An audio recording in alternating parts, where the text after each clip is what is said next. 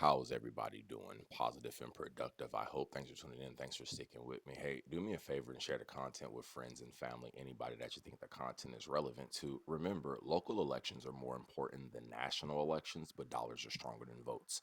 They won't stop until we stop them. Liberation comes at a cost. Who's willing to pay for it? Ladies and gentlemen, jumping into this really quickly, I just want to play it and then I want to show you where this came from or why I'm even sharing this, right?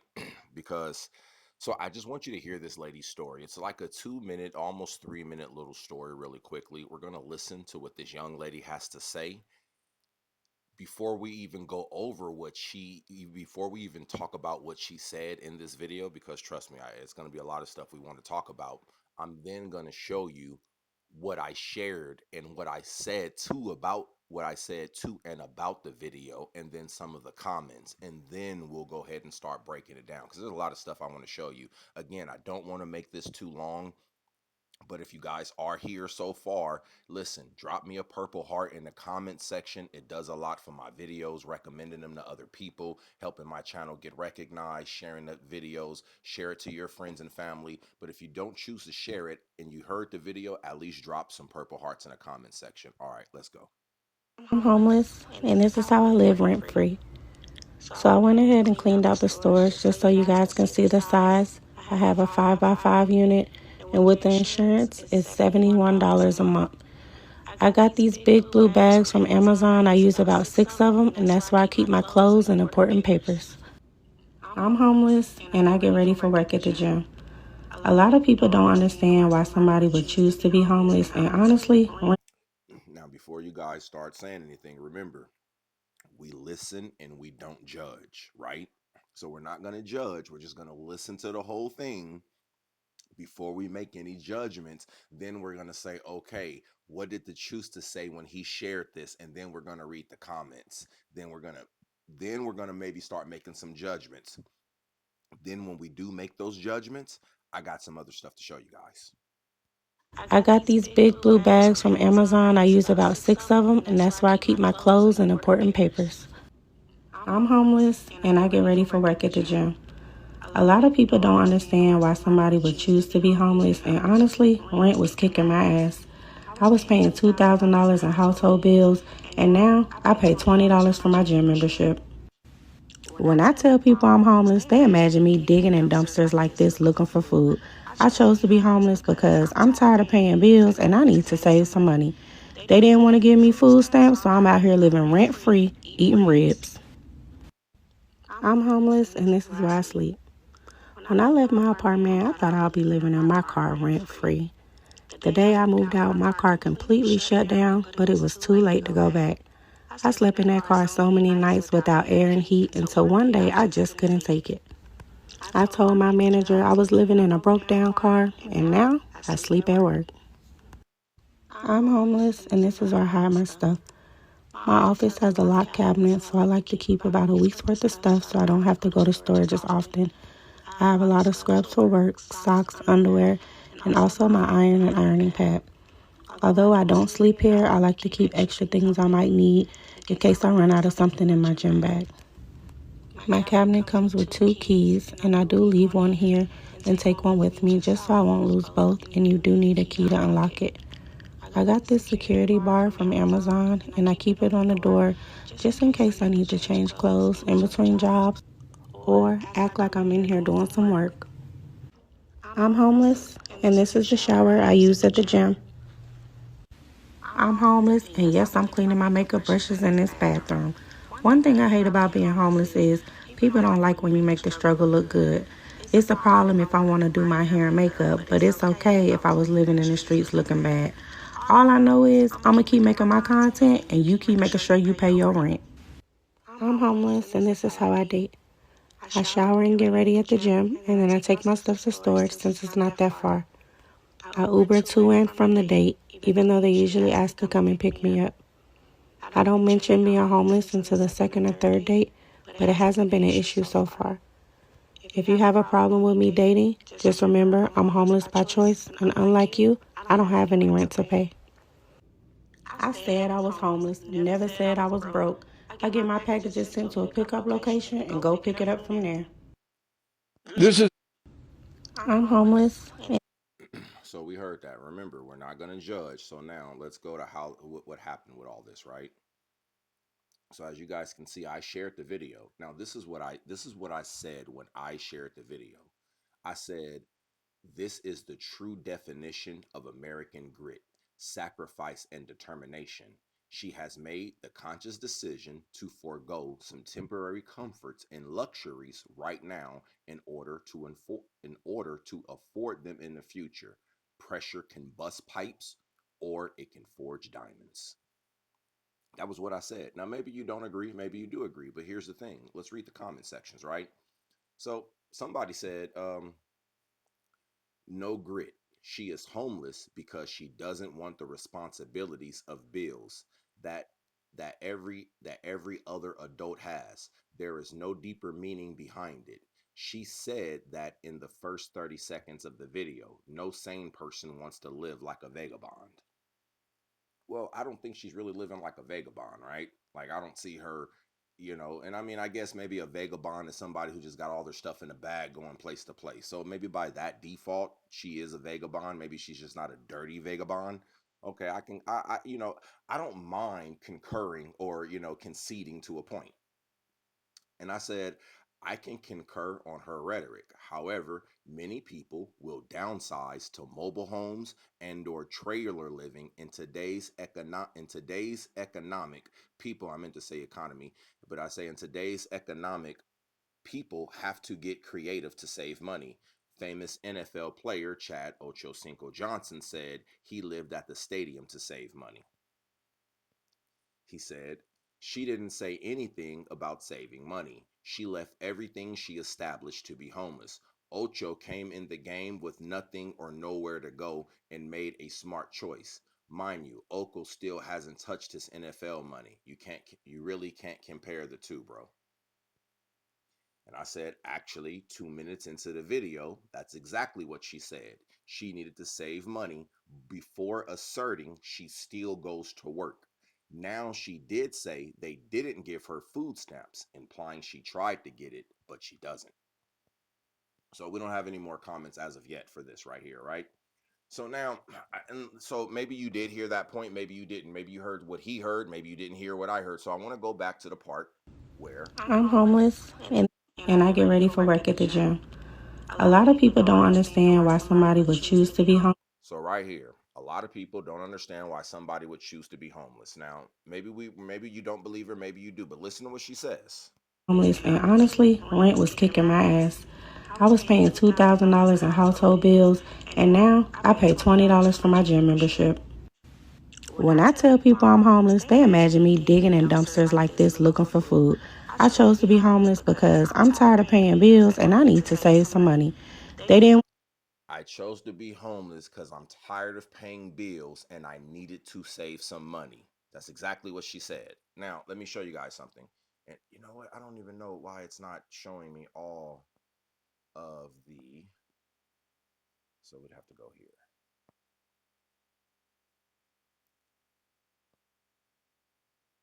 I hate when it does it like that sometimes. I posted a. Maybe it's here.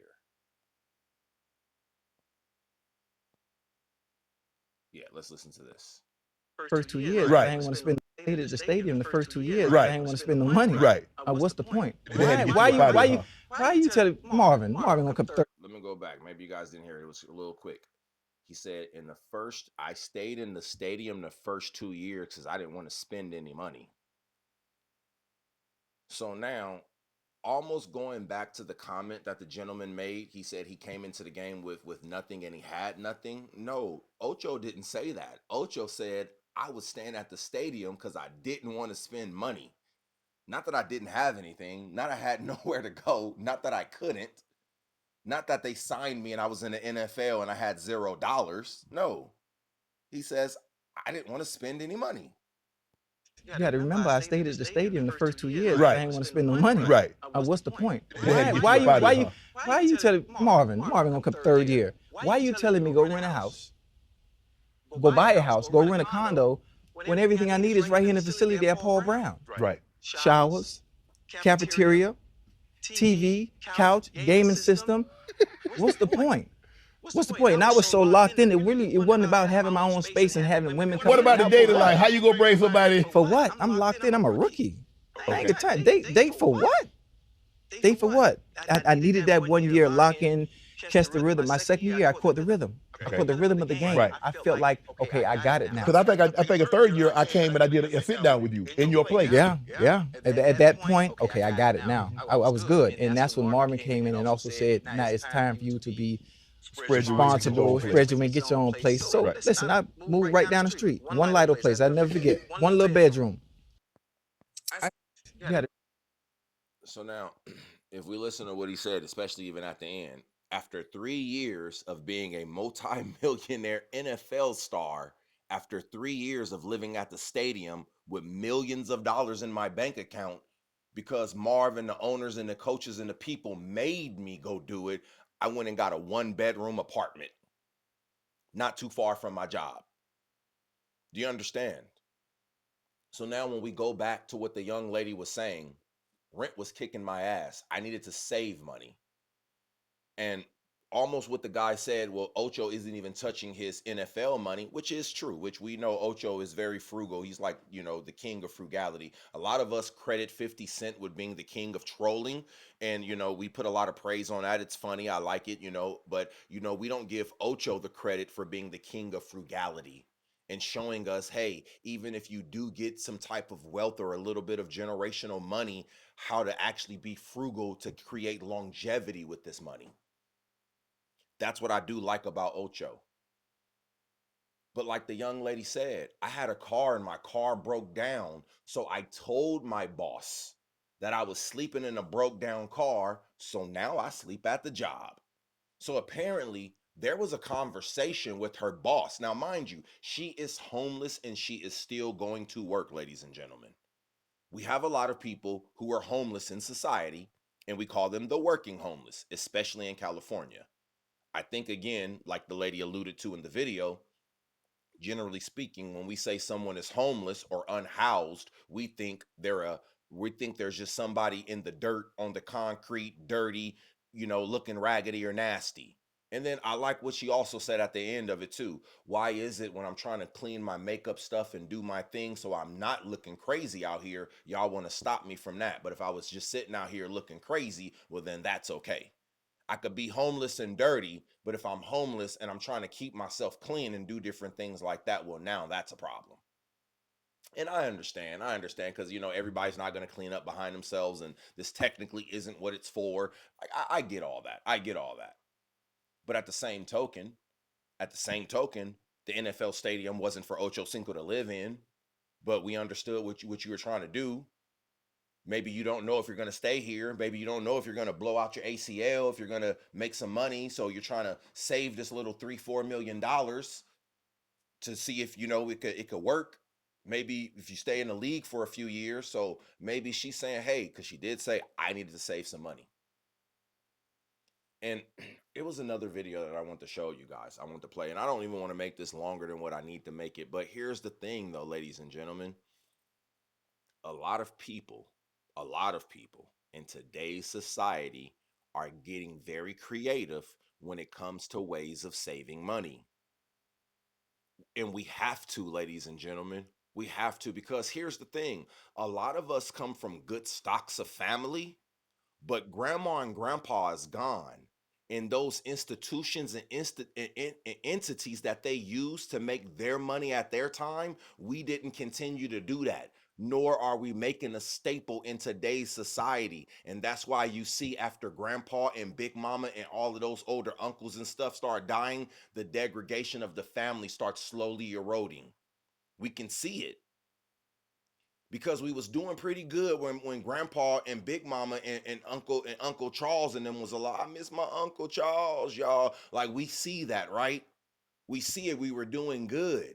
And oh, the economy, the this, the that. Look, it's always going to be up and down, ebb and flow of life. But what they were doing, they understood how to get ahead, how to be above inflation, how to be above the fucking, the woes and the rigors. They understood how to stretch that dollar. Because most of us grew up and our grandma had some greens in the backyard, was growing some tomatoes and stuff, and probably had some chickens and stuff. Most of us grew up like that. If you're over the age of about 35, 40, almost no matter where you grew up, you probably grew up with a small garden. And if you didn't per se have one, a family member directly had one, and you guys would go get stuff from them, or they would come and bring you stuff. That was the way it was. So now understood how grandma could save money because grandma didn't have to buy as many eggs as you buying now. Understood how grandma saved money because grandma didn't have to buy as many snap peas and carrots as you buy now. Understood how grandpa and Uncle Charles saved some money because they didn't have to pay somebody to fix the pipe, to put another electrical socket in, to put an alternator on the car, to all of the stuff that we have to pay for, because life is still lifing, society is still what it is, inflation is still rising. Yes, they worked and they struggled, but you know what they also did? You know what grandma and Auntie Sarah also did? We did hand-me-downs. And when you ripped them clothes, we would stitch them up and we would hem them up and we would take them out and we would pull them in. And now when Jamal and them wore it, he about to give it to Ray Ray and them. And the stuff that Keisha had, she about to give it to Michelle and them. So no, I didn't have to go buy a whole bunch. And also remember this: we had play shoes, and you had your school clothes, and your good shoes, and your good clothes. So you went to school in your good stuff, and then you came home and you changed, and you hung that up, or you put it in a dirty clothes hamper, and you put on your play stuff and went outside. See, these are the things that we did in those days that saved money. And some people looked at it and said, "Oh, you're poor. You got to wear hand-me-downs. You got stitched clothes. You got this, you got that. Oh, you're poor. Oh, I wouldn't do that. Oh, you out here growing this. Why don't you just go to the grocery store? Why don't you just..." Yes, people were laughing at some of those people in that day in that society as well too. But just like in today's society, just like, because here's the funny thing. Here is the funny thing about it, ladies and gentlemen, and I'm talking to just everybody in general, right? I'm just talking to everybody in general. But here's the funny thing: as Americans, we laughed at the other cultures of Hispanics and Asians putting 3 and 4 and 8 families in one house and doing things that we thought were unscrupulous, or I would never live like that. But now that grandpa and big mama and Uncle Charles and them is gone, we're living like that with strangers. Now you got to go find roommates and friends and people that you work with to go roommate and live in and go in on apartments together. Instead of doing it with your cousin and your auntie in the same house that you lived in for 20 years, 30 years, now you're doing the same thing that you laughed at other cultures were doing. You see how that works? You see how that works? Because they understood for 10, 15 years, we're about to save this money. Everybody about to go to work. Matter of fact, we don't even got to pay for daycare. There's a whole bunch of stuff we about to do. Not only are we living together, saving this rent, saving money by everybody splitting this rent up, we're saving money because we got daycare. We're saving money because somebody know how to fix everything up in here. Somebody is a mechanic up in here. We're saving money because we also are growing some fruits and vegetables in the backyard and got some chickens, and the homie with the farm down the street, and we going in on a whole cow or a half a hog or something like that. So not only are we still doing the things of yesteryear that we know our forefathers and our ancestors did that helped them save a dollar, now we're also implementing new things in today's society that will help us save a dollar in today's society and market, while still saving those vittles, that because they showed us how to save 25 cents or 50 cents by doing what they did. Now we got to realize how to save a dollar or two. So now I'm saving the 25 cents to 50 cents he showed me. Plus I learned how to save a dollar on my own. So now I'm saving $1.50, stupid. While we're saving nothing. Because we're not doing what Big Mama and them showed us. So we're not saving that 50 cents, nor are we doing it today until we're forced. I tell you guys a real life story. And see, as Americans, we don't realize how to look at what we call the handwriting on the wall, right?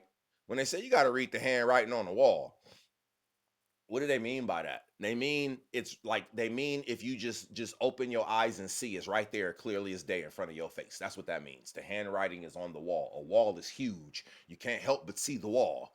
It's right there. You can't help but see it. That's what that means. And when I say the handwriting is on the wall, just a quick little story. I know a lady, and in her direct friends group, they're all very similar. You know, let's just say they're in their 50s or 60s, and they all come from very similar family dynamics and different things like that. And one of the ladies who, let's just say, is the younger of the group, um, all her older friends are experiencing, you know, their parents are dying, retirement, you know, they're losing some of their money, they didn't make some proper investments, et cetera, and they had to downsize, you know, move to the excuse me, excuse me, you know, lost the family house. You know, the grandmother or the aunt has to move to the senior citizen living place and different things of that nature. And one of the lady's friends, and my mother actually knows the lady too, but one of the ladies, her friends, actually got a mobile home. And a lot of the people in the group, they were like, "Oh, why would you do that? Why would you sell your house, or you know, and sell your mom's house and do that? And you put your mom in a old folks home, not even an not a convalescent home, but you know those places like a mobile, like a mobile park, but it's like for only old people, one of those type of places." So she got her mother one of those, sold the house, and then she got herself an actual mobile home. And I believe one of their friends or family members has like some land or something, and she like boondocks off of his land, and they worked out a deal not too far from her mom. She could easily go to her mom, and you know she has a trailer. And a lot of people are like, why would you do that? Why would you do that? Well, just really quickly, you know, after a few months or something like that, something happened with one of the other ladies in the group, and she ended up getting a mobile home. Now she put hers in, you know, like the place where you put the mobile homes. Um, Not like how the mom lives in a mobile home park, you know, but like the ones you put on a truck and drive. She had to get one of those, and she lives in one of those type of places. And so her now the lady and the first lady with the mom, they have, you know, conversations about it and, you know, renovating it, and they're looking for guys to help them because they weren't brand new ones. They were actually kind of like fixer upper ones. And few months go by, let's just say a year now. uh One of the other ladies has to make some life decisions, and then the other two ladies convince her, hey, get you a mobile home, we can help you, it's easy, do it. So after, let's just say, a year or so, out of the friend groups, there's like five or six friends. Four of them are now living in mobile homes, and not the mobile homes again like the mom in the mobile home park, like the elderly mother, but mobile homes, the ones where you hook up to a truck or a trailer and you have to move it to different places. You got like five or six people all in the friends group. They were all laughing at that first person who had to do it. Now, out of that friends group, four of them are living in that very same similar situation. And you know what the funny thing about it is? Here is the funny thing. Now that they're doing it, about a year or so, they've learned how to save money. They got their solar. They've gotten frugal. They learned how to, you know, balance their budget and make it stretch out for themselves. Now, mind you, here's the thing. Here's the caveat, right? Here's the caveat. Because they're older people and they get their social security or their pensions or, you know, whatever they get, their dollar amount hasn't changed per se. So remember when they were living, doing what they were doing in their homes, their dollar amount was a fixed income. Now that they're in this situation and they kind of figured it out, got all the kinks out of it, they've managed to save money, and they're budgeting really well, and they're saving a lot of money. And they're always sharing and explaining to the other people in the friend groups, like, y'all should get one too. We could save money for like 3 or 4 years, and then we could get our own property and just move all of our own trailers to our own property. Like, that's kind of like the plan that they have. Do you know the other two people are staunchly holding out? But not only are they staunchly holding out, and they realize their friends who are in similar financial deficits, but now are able to make more money and get out of it by doing this, and they're sharing what they did. Do you know, while they're still complaining about their living situations, saying, "Oh my God, they're raising my rent. My God, a slumlord. He don't want to fix this. This is going on. I hate this place. I'm looking for another place to live. Oh, they denied me over here. I didn't." So you're actively looking for another place to live. You actively don't like the place you got. You're actively saying that you don't have enough money for what you're trying to do because everything is getting higher, but yet you're not listening to the people who were in your same similar situation and now have figured out a way out. Come on, American. Come on, Americas. America, America, America. Come on now. Come on now. Why is this a thing? Why is this a thing? Because we laughed at the, and you know what? You here, see, look, I like to bring the dichotomy of like the racial epidemic, or the, the racial. I like to bring the dichotomy of of of the racist demographics of what we do in different peoples and how we look at certain things, right? For instance, and see, I'm gonna tell you something that I don't like. I'll tell you a lot of things I don't like, but this is one thing that I don't like. For instance, mostly in the black community, we laugh at white people for getting upset and stressed out when bill collectors call them. Like that's like a known thing, right? Like we laugh at white people because when bill collectors call them, they get stressed out because they know I got to pay this money. And they're going to figure it out. They're going to go sell plasma. They're going to go do whatever they got to go do to stop the bill collectors from calling them because for whatever reason they take it serious. I don't know, but we know as black people we laugh and we joke because white people get stressed the hell out when bill collectors call them. We know as black people we don't give a shit when bill collectors call us. We'll change our number, we'll act like somebody else, we'll talk shit to the people. Well, whatever. What we know, if we ain't got the money or if we ain't paying you right now and it's a situation, I'm not gonna pay you. Can't get blood from a turnip. And it is what it is, right? Like we know that, right? And it's a thing. But this is why I hate the stereotype. This is why I hate the stereotype. Because when we look at the stereotype and we all accept the stereotype to be true, yeah, we laugh at it. It's funny. We joke. It's a thing we could all say, yeah, oh yeah, okay, that's funny, and we get it, but we all accept the stereotype. But here's what I hate about it now. Here's why what I hate about it, because all the comedians joke about it. We all see the elephant in the room. We're all reading the handwriting on the wall. I don't know if you can read cursive or not, so you didn't know if it was a R or if it was a V. Neither here nor there. I just tell you guys, it's on X, maybe it's on Rumble. Hopefully you're subscribed. But now here is the point, ladies and gentlemen, is that now when the banks or the creditors or the people say, hey, you know what, Jamal, you know what, Keisha, I'm probably not going to give you a loan. I'm probably going to deny you. Now we're going to talk about racism and systemic racism and how white people can get loans when black people can't. Now we're going to talk about that, right? Now it's so wrong and it's so, but hold on, we were all shaking our head in agreement that guess what?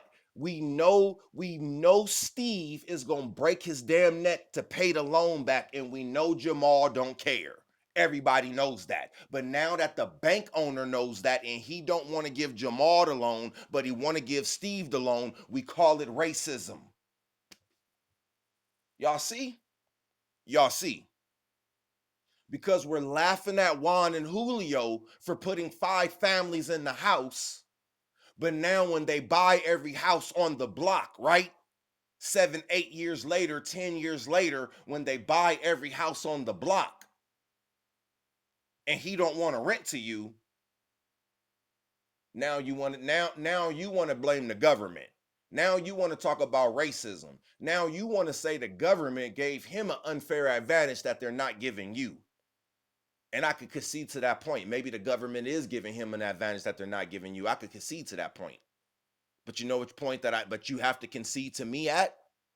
That even though the government may or may not be doing something for him, that the government may or may not be doing something for you, you have to concede to the point that you are not doing with your peoples together collectively with cohesion what he is doing with his peoples. So if the government was doing something for you, you ain't about to bring your peoples together to do more with it. I can give it to you, but what you gonna do with it? I could give it to you, but what you gonna do? I could give it to you, but what you gonna do with it? I could give it to you, but what? Because now when I give it to you and you squander it, when I give it to you and you squander it, now you're gonna point to all the other ailments in society as the reasons as to why you failed. Because you know what the general rhetoric is? Well, the Asians can come over here and get a loan. The Koreans can come, I know that's Asians. Oh, the Hispanics can come over here and get this, and they can get that, and they can get this, which is true. Primarily brought to you by the Democratic Party. Neither here nor there. I just tell you guys it's somewhere, which is true. And even under Republicans, we're not going to lie and say nobody was giving illegals and Hispanic stuff. Generally speaking, they weren't doing as much for illegal, undocumented immigrants as what the Democratic Party has been doing in recent years. That's a true statement. And anybody denying that is just not looking at the handwriting on the wall. I guess you don't read cursive.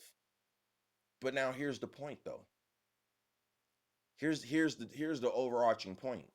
Because we're saying that the Asians can come get loans and that the immigrants are getting these benefits and so forth and so on. But do you know in the year 2023, 2024, 2025, the federal government allocated $10 billion specifically to black contractors in the United States? 10 billion with a B. Billion. So now you're going to tell me, well, the Asians can get a loan. Well, these people can get this. Well, these people could get this. Well, why did they set aside $10 billion for black people? For contractors. So how much concrete is you pouring? How much housing are you building? How much infrastructure are you putting together? Because you're telling me that they're getting loans and that they're getting money. And I'm not telling you that they're not. But what you're not telling me is that they put money for you to get some. And you didn't want to tell me how much money that you didn't want to get. That's what you didn't want to say. Why is that? Look, ladies and gentlemen, I could keep going. I honestly could. And I do want to, but I told you I didn't even want to make this that long. So listen, ladies and gentlemen, I got to end this right here. Do me a favor. Again, please share the content with friends, family, anybody that you think the content is relevant to. Remember, local elections are more important than national elections, but dollars are stronger than votes. They won't stop until we stop them. Liberation comes at a cost. Who's willing to pay for it?